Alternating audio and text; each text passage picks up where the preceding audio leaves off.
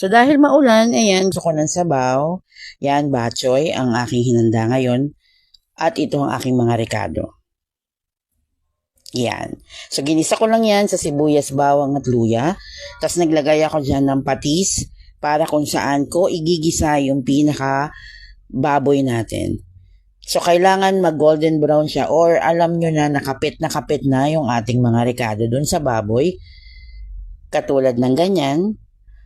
Tapos, dyan na natin lalagyan na yon ng sabaw para pampalambot natin sa baboy. So, pakukuluan natin yung baboy. Pag malambot na, hulog na natin si kinsay na magsisilbing pampalasa ng sabaw.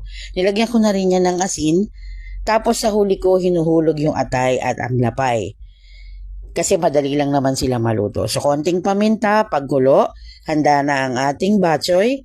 Tapos may katambal na patis at sili, apakasarap ng tanghalian.